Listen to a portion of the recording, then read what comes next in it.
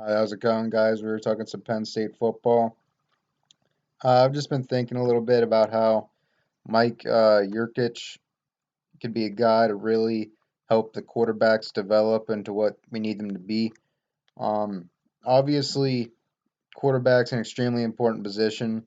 It's hard to not have an elite quarterback and then be an elite team.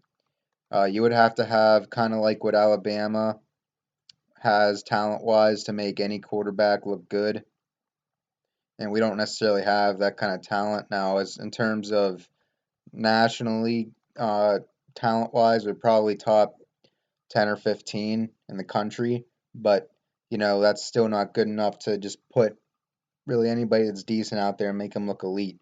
So we're gonna have to get really good QB play, um, to help complement everything else we have around the offense. And Mike Yurkich has kind of got his hands full with Clifford and Levis, specifically Clifford, who should be the starter.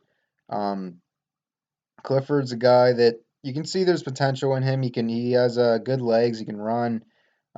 He has a good arm, I would say, like good arm talent, and it's just that his decision making at times and his just you can just tell like sometimes he's lost, and I don't know. It's I think as the season went on last year, he got more confident and he began to look a little bit better, but his first season, I thought he looked at least as good as he was um, last season. I didn't really see much improvement really from Clifford from year one to year two, even when he was started playing better last year. And hopefully we can start seeing in year three that kind of explosiveness from the QB position. Maybe he won't be a Justin Fields. Maybe he won't be a Trevor Lawrence. But we need somebody to come in and then start being like a top 10 quarterback in the country or something, where maybe he's not the first or second best, but he's a guy that can hold up against a guy that is the first or second best. And, you need to have that kind of quarterback play. And I think Mike Yurcich has potential to do that. He's been with some pretty good quarterbacks throughout his career.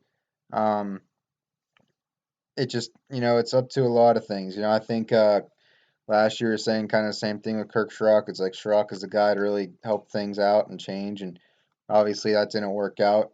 You can't really put too much blame on him because um, you didn't really see him at what you thought you might be able to see him as far as like the amount of time he had to install his offense. And because any year that's like your first year to install the offense, things are a little bit shaky anyways.